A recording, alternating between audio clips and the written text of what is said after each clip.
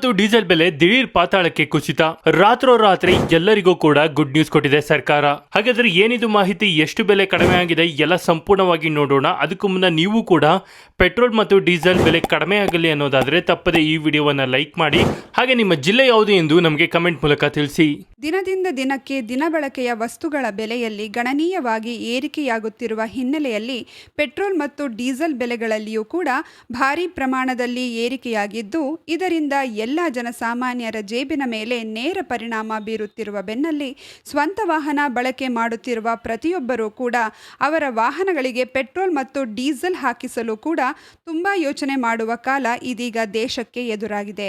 ಇಂತಹ ಸಂದರ್ಭದಲ್ಲಿ ಪೆಟ್ರೋಲ್ ಮತ್ತು ಡೀಸೆಲ್ ಬೆಲೆಗಳಲ್ಲಿಯೂ ಕೂಡ ಭಾರೀ ಪ್ರಮಾಣದಲ್ಲಿ ಇಳಿಕೆ ಮಾಡಿ ಕೇಂದ್ರ ಸರ್ಕಾರ ದೇಶದ ಎಲ್ಲ ವಾಹನ ಸವಾರರಿಗೆ ಬಂಪರ್ ಗಿಫ್ಟ್ ನೀಡಿದೆ. ಹೌದು, ಒಂದು ಊರಿನಿಂದ ಮತ್ತೊಂದು ಊರಿಗೆ ಪ್ರಯಾಣ ಮಾಡಲು ಅಥವಾ ಇನ್ನಿತರ ಚಿಕ್ಕ ಪುಟ್ಟ ಕೆಲಸಗಳಿಗೂ ಕೂಡ ಬೈಕ್ ಮತ್ತು ಕಾರುಗಳ ಅವಶ್ಯಕತೆ ತುಂಬಾ ಇದೆ. ಪೆಟ್ರೋಲ್ ಮತ್ತು ಡೀಸೆಲ್ ಇಲ್ಲದೆ ವಾಹನ ಚಲಾವಣೆ ಆಗುವುದೇ ಇಲ್ಲ. ಆದರೆ ಕಳೆದ ಕೆಲವು ವರ್ಷಗಳಿಂದ ಪೆಟ್ರೋಲ್ ಮತ್ತು ಡೀಸೆಲ್ ಬೆಲೆಗಳಲ್ಲಿ ಗಣನೀಯವಾಗಿ ಏರಿಕೆಯಾಗುತ್ತಲೇ ಇದೆ. ಈ ಬೆಲೆ ಏರಿಕೆಯಿಂದ ಬೇಸತ್ತ ವಾಹನ ಸವಾರರು ಪೆಟ್ರೋಲ್ ಮತ್ತು ಡೀಸೆಲ್ ಬೆಲೆ ಯಾವಾಗ ಕಡಿಮೆಯಾಗುತ್ತದೆ ಎನ್ನುವಷ್ಟು ಚಿಂತೆ ಮಾಡುತ್ತಿದ್ದು, ಇಂತಹ ಸಂದರ್ಭದಲ್ಲಿಯೇ ದಿಢೀರ್ ಕೇಂದ್ರದಿಂದ ಬಂಪರ್ ಗಿಫ್ಟ್ ಸಿಕ್ಕಂತಾಗಿದೆ. ಇಂದಿನಿಂದ ಪೆಟ್ರೋಲ್ ಮತ್ತು ಡೀಸೆಲ್ ಬೆಲೆಗಳಲ್ಲಿ ಭಾರೀ ಪ್ರಮಾಣದಲ್ಲಿ ಇಳಿಕೆಯಾಗಲಿದೆ. ನೀವು ಕೇಳುತ್ತಿರುವುದು ನಿಜ. ಈಗಾಗಲೇ 2 ಬ್ರೇಕಿಂಗ್ ನ್ಯೂಸ್ ಹೊರಬಿದ್ದಿರುವ ಬೆನ್ನಲ್ಲೇ ಪೆಟ್ರೋಲ್ ಮತ್ತು ಡೀಸೆಲ್ ಬೆಲೆಗಳಲ್ಲಿ ಭಾರೀ ಪ್ರಮಾಣದಲ್ಲಿ ಇಳಿಕೆಯಾಗಿದೆ. ಹಾಗಾದರೆ ಬನ್ನಿ, ಪ್ರತಿ ಲೀಟರ್ ಪೆಟ್ರೋಲ್ ಮತ್ತು ಡೀಸೆಲ್ ಎಷ್ಟು ಇಳಿಕೆಯಾಗಲಿದೆ, ಇಂದಿನ ನಿಖರ ಬೆಲೆ ಏನು ಎಂಬುದರ ಕುರಿತು ಕಂಪ್ಲೀಟ್ ಮಾಹಿತಿ ಈ ವಿಡಿಯೋದಲ್ಲಿ ತಿಳಿಸಿಕೊಡ್ತೀವಿ. ನೀವು ಕೂಡ ಯಾವುದೇ ಸ್ವಂತ ವಾಹನ ಬಳಕೆ ಮಾಡುತ್ತಿದ್ದು ಪೆಟ್ರೋಲ್ ಮತ್ತು ಡೀಸೆಲ್ ಬೆಲೆ ಇಳಿಕೆ ಆಗಲೇಬೇಕು ಅನ್ನೋದಾದರೆ ತಪ್ಪದೆ ವಿಡಿಯೋವನ್ನ ಲೈಕ್ ಮಾಡಿ ಹಾಗೂ ಕೊನೆವರೆಗೂ ನೋಡಿ. ಈಗಾಗಲೇ ಮಧ್ಯಪ್ರಾಚ್ಯದ ಯುದ್ಧದಿಂದ ಮತ್ತು ಆರ್ಮೂರ್ ಜಲಸಂಧಿಯಲ್ಲಿನ ಉದ್ವಿಗ್ನತೆಯಿಂದ ಇಡೀ ಜಗತ್ತು ತೈಲ ಬಿಕ್ಕಟ್ಟನ್ನ ಎದುರಿಸುತ್ತಿದೆ. ಈ ಮಧ್ಯೆ ಒಂದು ಗುಡ್ ನ್ಯೂಸ್ ಇದೆ. ಜಾಗತಿಕ ಮಟ್ಟದಲ್ಲಿ ಕಚ್ಚಾ ತೈಲ ಬೆಲೆಗಳು ಇತ್ತೀಚೆಗೆ ತೀವ್ರವಾಗಿ ಕುಸಿದಿವೆ. ವಹಿವಾಟಿನಲ್ಲಿ ಬ್ರೆಂಟ್ ಬೆಂಚ್ ಮಾರ್ಕ್ ಕಚ್ಚಾ ತೈಲ ಫ್ಯೂಚರ್ಗಳು ಸುಮಾರು 4.55% ಇಳಿದು ಪ್ರತಿ ಬ್ಯಾರೆಲ್ಗೆ $98.83 ತಲುಪಿವೆ. ಅದೇ ಸಮಯದಲ್ಲಿ ಅಮೆರಿಕದ ವೆಸ್ಟ್ ಟೆಕ್ಸಾಸ್ ಇಂಟರ್ಮೀಡಿಯೇಟ್ ಕಚ್ಚಾ ತೈಲದ ಬೆಲೆ 4.73% ಕುಸಿದು ಪ್ರತಿ ಬ್ಯಾರೆಲ್ಗೆ $92.03 ಆಗಿದೆ. ಈ ಎರಡು ಒಪ್ಪಂದಗಳಿಗೆ ಇದು ಅತ್ಯಂತ ಕಡಿಮೆ ಮಟ್ಟ ಎಂದು ಹೇಳಲಾಗುತ್ತಿದೆ. ಈ ಬೆಲೆ ಇಳಿಕೆಯಿಂದ ಭಾರತದ ಸಮಸ್ಯೆಗಳು ಮುಗಿದಂತೆ ಮತ್ತು LPG ಕೊರತೆಗೆ ಫುಲ್ ಸ್ಟಾಪ್ ಇಟ್ಟಂತೆ ಆಗಲಿದೆ. ಅಮೆರಿಕ ಇರಾನ್ ನಡುವೆ ಶಾಂತಿ ಒಪ್ಪಂದದ ಬಗ್ಗೆ ಹೊಸ ಭರವಸೆ. ಕಚ್ಚಾ ತೈಲದ ಈ ಬೆಲೆ ಕುಸಿತದ ಪ್ರಮುಖ ಕಾರಣವಾಗಿ ಅಮೆರಿಕ ಮತ್ತು ಇರಾನ್ ನಡುವಿನ ಶಾಂತಿ ಒಪ್ಪಂದದ ಬಗ್ಗೆ ಮೂಡಿರುವ ಹೊಸ ಭರವಸೆಗಳನ್ನು ತಜ್ಞರು ಸೂಚಿಸುತ್ತಿದ್ದಾರೆ. ಈ ಎರಡು ದೇಶಗಳ ನಡುವೆ ನಡೆಯುತ್ತಿರುವ ಮಾತುಕತೆಗಳು ಯಶಸ್ವಿಯಾದರೆ ಮಧ್ಯಪ್ರಾಚ್ಯದ ಪ್ರಮುಖ ತೈಲ ಮಾರ್ಗಗಳಿಗೆ, ವಿಶೇಷವಾಗಿ ಆರ್ಮೂರ್ ಜಲಸಂಧಿಗೆ ಮತ್ತೆ ಭದ್ರತೆ ಒದಗಬಹುದು ಎಂದು ಮಾರುಕಟ್ಟೆ ನಿರೀಕ್ಷಿಸುತ್ತಿದೆ. ಆರ್ಮೂರ್ ಜಲಸಂಧಿ ಜಾಗತಿಕ ಎನರ್ಜಿ ವ್ಯಾಪಾರದಲ್ಲಿ ಬಹಳ ಮಹತ್ವದ ಮಾರ್ಗ. ಉದ್ವಿಗ್ನತೆ ಹೆಚ್ಚಾಗುವ ಮೊದಲು ವಿಶ್ವದ ತೈಲ ಮತ್ತು LNG ಪೂರೈಕೆಯ ಸರಿಸುಮಾರು 1/5 ಭಾಗ ಈ ಮಾರ್ಗದ ಮೂಲಕವೇ ಸಾಗುತ್ತಿತ್ತು. ಈ ಮಾರ್ಗದಲ್ಲಿ ಯಾವುದೇ ಅಡೆತಡೆ ಉಂಟಾದರೆ ಅನೇಕ ದೇಶಗಳಿಗೆ ತೈಲ ಮತ್ತು ಅನಿಲ ಪೂರೈಕೆಯಲ್ಲಿ ಗಂಭೀರ ಸಮಸ್ಯೆಗಳು ಎದುರಾಗುತ್ತವೆ. ಭಾರತದ ದೃಷ್ಟಿಯಿಂದ ಈ ಬೆಳವಣಿಗೆ ದೊಡ್ಡ ಪರಿಹಾರ. ಅಮೆರಿಕ ಇರಾನ್ ನಡುವಿನ ಸಂಭಾವ್ಯ ಶಾಂತಿ ಒಪ್ಪಂದ ಯಶಸ್ವಿಯಾಗಿ ಜಾರಿಗೆ ಬಂದರೆ ಆರ್ಮೂರ್ ಜಲಸಂಧಿ ಮೇಲೆ ಬಿಕ್ಕಟ್ಟು ಉಂಟಾಗುವ ಅಪಾಯ ಕಡಿಮೆಯಾಗುತ್ತದೆ. ಇದರಿಂದ ಭಾರತಕ್ಕೆ ತೈಲ ಮತ್ತು ಅನಿಲ ಪೂರೈಕೆ ನಿರಂತರವಾಗಿ ಮುಂದುವರೆಯಲು ಸಾಧ್ಯವಾಗುತ್ತದೆ. ವಿಶೇಷವಾಗಿ LPG ಲಭ್ಯತೆಯ ವಿಷಯದಲ್ಲಿ ಯಾವುದೇ ಕೊರತೆಯ ಭೀತಿ ಕಡಿಮೆಯಾಗುತ್ತದೆ. ಪೂರೈಕೆ ಸರಪಳಿಯು ಇನ್ನಷ್ಟು ಬಲವಾಗಿ, ಸ್ಥಿರವಾಗಿ ಕೆಲಸ ಮಾಡುವ ಸಾಧ್ಯತೆ ಹೆಚ್ಚುತ್ತದೆ. ಕಚ್ಚಾ ತೈಲದ ಬೆಲೆ ಇಳಿಯುವುದು ಆರ್ಥಿಕವಾಗಿ ಸಹಾಯಕ. ಭಾರತವು ಬಹುಪಾಲು ಕಚ್ಚಾ ತೈಲವನ್ನು ವಿದೇಶಗಳಿಂದ ಆಮದು ಮಾಡಿಕೊಳ್ಳುತ್ತದೆ. ತೈಲದ ಬೆಲೆ ಕಡಿಮೆಯಾದಾಗ ಸರ್ಕಾರದ ಆಮದು ವೆಚ್ಚ ಕಡಿಮೆಯಾಗುತ್ತದೆ. ಇಂಧನ ಕಂಪನಿಗಳ ಮೇಲೆ ಭಾರ ಇಳಿಯುತ್ತದೆ ಮತ್ತು ಅಂತಿಮವಾಗಿ ಗ್ರಾಹಕರಿಗೂ ಕೆಲವು ಮಟ್ಟದಲ್ಲಿ ನೆರವು ಸಿಗಬಹುದು.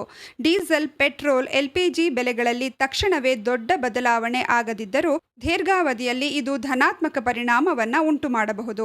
ಅಮೆರಿಕ ಮತ್ತು ಇರಾನ್ ನಡುವಿನ ಈ ಶಾಂತಿ ಪ್ರಕ್ರಿಯೆಗೆ ಸಂಬಂಧಿಸಿದಂತೆ ಮಾರುಕಟ್ಟೆಯ ಮನೋಭಾವ ಈಗ ಸಕಾರಾತ್ಮಕವಾಗಿದ್ದರೂ ತಜ್ಞರು ಇನ್ನೂ ಎಚ್ಚರಿಕೆಯಿಂದನೇ ಇದ್ದಾರೆ. ಅಮೆರಿಕ ಅಧ್ಯಕ್ಷ ಡೊನಾಲ್ಡ್ ಟ್ರಂಪ್ ಅವರ ಪ್ರಕಾರ ಎರಡು ದೇಶಗಳು ತಿಳುವಳಿಕೆ ಒಪ್ಪಂದ ಕುರಿತು ಮಾತುಕತೆಗಳನ್ನು ಗಣನೀಯವಾಗಿ ಪೂರ್ಣಗೊಳಿಸಿವೆ. ಆದರೆ ಇನ್ನೂ ಹಲವಾರು ಸೂಕ್ಷ್ಮ ಮತ್ತು ಸಂಕೀರ್ಣ ವಿಷಯಗಳಲ್ಲಿ ಭಿನ್ನಾಭಿಪ್ರಾಯಗಳು ಉಳಿದಿವೆ. ವಿಶೇಷವಾಗಿ ಹಾರ್ಮುಜ್ ಜಲಸಂಧಿಯ ನಿರ್ಬಂಧ, ಭದ್ರತೆ ಮತ್ತು ಪ್ರಾದೇಶಿಕ ರಾಜಕೀಯ ವಿಷಯಗಳಲ್ಲಿ ಒಪ್ಪಂದಕ್ಕೆ ಬರಲು ಸುಲಭವಾಗಲಿಲ್ಲ. ಇರಾನ್ ಅಮೆರಿಕ ಶಾಂತಿ ಒಪ್ಪಂದ ಯಾವಾಗ? ಅಧ್ಯಕ್ಷ ಟ್ರಂಪ್ ಕೂಡ ತಮ್ಮ ಪ್ರತಿನಿಧಿಗಳಿಗೆ ಇರಾನ್ ಜೊತೆ ಯಾವುದೇ ಒಪ್ಪಂದಕ್ಕೆ ತ್ವರಿತವಾಗಿ ಒಪ್ಪಿಕೊಳ್ಳಬಾರದು ಎಂದು ಸೂಚಿಸಿದ್ದಾರೆ. ಅಂದರೆ ಒಪ್ಪಂದದ ಬಗ್ಗೆ ನಿರೀಕ್ಷೆಗಳಿದ್ದರೂ ಇದು ಇನ್ನೂ ಆರಂಭಿಕ ಹಂತದಲ್ಲಿದೆ. ಯಾವಾಗಲೂ ರಾಜಕೀಯ ಅಥವಾ ಭದ್ರತಾ ಪರಿಸ್ಥಿತಿ ಬದಲಾಗುವ ಸಾಧ್ಯತೆ ಇರುವುದರಿಂದ ಮಾರುಕಟ್ಟೆಯಲ್ಲಿ ಬೆಲೆಗಳಲ್ಲಿ ಮತ್ತೆ ಏರಿಳಿತ ಕಾಣಬಹುದು. ಒಟ್ಟಿನಲ್ಲಿ ಅಮೆರಿಕ ಇರಾನ್ ಶಾಂತಿ ಮಾತುಕತೆಗಳ ಭರವಸೆ ಮತ್ತು ಹಾರ್ಮುಜ್ ಜಲಸಂಧಿಯ ಮೇಲಿನ ಉದ್ವಿಗ್ನತೆ ಕಡಿಮೆಯಾಗುವ ನಿರೀಕ್ಷೆ ತೈಲ ಬೆಲೆಗಳನ್ನು ತಾತ್ಕಾಲಿಕವಾಗಿ ಕುಸಿಯುವಂತೆ ಮಾಡಿದೆ. ಈ ಪರಿಸ್ಥಿತಿ ಭಾರತಕ್ಕೆ ಈಗಾಗಲೇ ಕೆಲವು ಮಟ್ಟದಲ್ಲಿ ಹಿತಕರವಾಗಿದ್ದರೂ ಮುಂದಿನ ದಿನಗಳಲ್ಲಿ ಈ ಶಾಂತಿ ಪ್ರಕ್ರಿಯೆಯ ನಿಜವಾದ ಫಲಿತಾಂಶ ಏನಾಗುತ್ತದೆ ಎಂಬುದರ ಮೇಲೆ ಬಹಳಷ್ಟು ಅವಲಂಬಿತವಾಗಿರುತ್ತದೆ. ದೇಶದಲ್ಲಿ ಪೆಟ್ರೋಲ್ ಮತ್ತು ಡೀಸೆಲ್ ಬೆಲೆಗಳು ಕಳೆದ ಕೆಲವು ದಿನಗಳಿಂದ ಹಂತ ಹಂತವಾಗಿ ಏರಿಕೆಯಾಗುತ್ತಿವೆ. ಕೇವಲ 10 ದಿನಗಳಲ್ಲಿ 4 ಬಾರಿ ದರ ಹೆಚ್ಚಳವಾಗಿರುವುದು ಸಾಮಾನ್ಯ ಜನರ ಜೊತೆಗೆ ವಾಹನ ಸವಾರರ ಮೇಲೂ ಹೆಚ್ಚುವರಿ ಹೊರೆ ತಂದಿದೆ. ಸಾರಿಗೆ ವೆಚ್ಚ ಏರಿಕೆಯಿಂದ ಮಾರುಕಟ್ಟೆಯ ಬೆಲೆಗಳ ಮೇಲೂ ಪರಿಣಾಮ ಕಾಣಿಸಿಕೊಳ್ಳುತ್ತಿವೆ. ಇರಾನ್ ಇಸ್ರೇಲ್ ಉದ್ವಿಗ್ನತೆ ಮತ್ತು ಹಾರ್ಮುಜ್ ಜಲಸಂಧಿಯ ಸಮಸ್ಯೆಯಿಂದ ಜಾಗತಿಕ ಮಟ್ಟದಲ್ಲಿ ಕಚ್ಚಾ ತೈಲ ಸರಬರಾಜಿಗೆ ಅಡಚಣೆ ಉಂಟಾಗಿತ್ತು. ಇದರ ಪರಿಣಾಮವಾಗಿ ಅಂತಾರಾಷ್ಟ್ರೀಯ ಮಾರುಕಟ್ಟೆಯಲ್ಲಿ ಕ್ರೂಡ್ ಆಯಿಲ್ ಬೆಲೆ ಏರಿಕೆಯಾಗಿತ್ತು. ಅದೇ ಪರಿಣಾಮ ಭಾರತದಲ್ಲೂ ಇಂಧನ ದರಗಳ ಮೇಲೆ ಕಂಡುಬಂದಿತ್ತು. ಟ್ರಂಪ್ ಹೇಳಿಕೆಯಿಂದ ಬದಲಾದ ಪರಿಸ್ಥಿತಿ. ಅಮೆರಿಕ ಮಾಜಿ ಅಧ್ಯಕ್ಷ ಡೊನಾಲ್ಡ್ ಟ್ರಂಪ್ ಇತ್ತೀಚೆಗೆ ಅಮೆರಿಕ ಮತ್ತು ಇರಾನ್ ನಡುವಿನ ಮಾತುಕತೆ ಶಾಂತಿಯತ್ತ ಸಾಗುತ್ತಿದೆ ಎಂದು ಹೇಳಿಕೆ ನೀಡಿರುವುದು ಮಾರುಕಟ್ಟೆಯಲ್ಲಿ ಹೊಸ ನಿರೀಕ್ಷೆ ಮೂಡಿಸಿದೆ. ಹಾರ್ಮುಜ್ ಜಲಸಂಧಿ ಶೀಘ್ರದಲ್ಲೇ ತೆರೆಯುವ ಸಾಧ್ಯತೆ ಇದೆ ಎಂಬ ವರದಿಗಳು ಕೂಡ ಹೊರಬಿದ್ದಿವೆ. ಈ ಬೆಳವಣಿಗೆಯ ಬಳಿಕ ಅಂತಾರಾಷ್ಟ್ರೀಯ ಮಾರುಕಟ್ಟೆಯಲ್ಲಿ ಕಚ್ಚಾ ತೈಲ ಬೆಲೆ ಸ್ವಲ್ಪ ಇಳಿಕೆ ಕಂಡಿದೆ. ಬ್ರೆಂಟ್ ಕ್ರೂಡ್ ಆಯಿಲ್ ಬೆಲೆ ಬ್ಯಾರೆಲ್ $100 ಗಡಿಯಿಂದ ಕೆಳಕ್ಕೆ ಇಳಿದಿರುವುದು ಜಾಗತಿಕ ಮಾರುಕಟ್ಟೆಗೆ ಸ್ವಲ್ಪ ನೆಮ್ಮದಿ ತಂದಿದೆ. ಭಾರತದಲ್ಲಿ ಇಂಧನ ದರ ಕಡಿಮೆಯಾಗುತ್ತದೆ. ಮಾರುಕಟ್ಟೆ ತಜ್ಞರ ಪ್ರಕಾರ ಕಚ್ಚಾ ತೈಲ ಬೆಲೆಯಲ್ಲಿ ಇಳಿಕೆ ಮುಂದುವರೆದರೆ ಭಾರತದಲ್ಲೂ ಪೆಟ್ರೋಲ್ ಮತ್ತು ಡೀಸೆಲ್ ದರ ಕಡಿಮೆಯಾಗುವ ಸಾಧ್ಯತೆ ಇದೆ. ಸಾಮಾನ್ಯವಾಗಿ ಬ್ಯಾರೆಲ್ಗೆ $1 ಏರಿಳಿತವಾದರೂ ದೇಶೀಯ ಇಂಧನ ದರದ ಮೇಲೆ ಪರಿಣಾಮ ಬೀರುತ್ತದೆ. ಈಗಾಗಲೇ ಬೆಲೆ ಏರಿಕೆಯಿಂದ ವಾಹನ ಸವಾರರು ಹಾಗೂ ಮಧ್ಯಮ ವರ್ಗದ ಜನರು ಸಂಕಷ್ಟ ಅನುಭವಿಸುತ್ತಿದ್ದಾರೆ. ಹೀಗಾಗಿ ಮುಂದಿನ ದಿನಗಳಲ್ಲಿ ದರ ಇಳಿದರೆ ಜನರಿಗೆ ಸ್ವಲ್ಪ ಮಟ್ಟಿನ ಆರ್ಥಿಕ ನಿರಾಳತೆ ಸಿಗಬಹುದು ಎನ್ನಲಾಗುತ್ತಿದೆ. ಇತರ ದೇಶಗಳಲ್ಲಿ ಭಾರೀ ಏರಿಕೆ. ಶ್ರೀಲಂಕಾ, ಪಾಕಿಸ್ತಾನ, ಬಾಂಗ್ಲಾದೇಶ ಸೇರಿದಂತೆ ಹಲವು ದೇಶಗಳಲ್ಲಿ ಇಂಧನ ದರಗಳು ದೊಡ್ಡ ಮಟ್ಟದಲ್ಲಿ ಏರಿಕೆ ಕಂಡಿವೆ. ಆದರೆ ಭಾರತದಲ್ಲಿ ದರ ಏರಿಕೆ ನಿಯಂತ್ರಿತವಾಗಿರುವುದು ಕೆಳಮಟ್ಟಿನ ಜನರಿಗೆ ಸಮಾಧಾನ ತಂದಿದೆ. ಆದರೆ ಜಾಗತಿಕ ಪರಿಸ್ಥಿತಿ ಮತ್ತೆ ಉದ್ವಿಗ್ನಗೊಂಡರೆ ದರ ಏರಿಕೆಯ ಸಾಧ್ಯತೆಯನ್ನ ತಳ್ಳಿ ಹಾಕಲು ಸಾಧ್ಯವಿಲ್ಲ ಎಂದು ತಜ್ಞರು ಎಚ್ಚರಿಸಿದ್ದಾರೆ.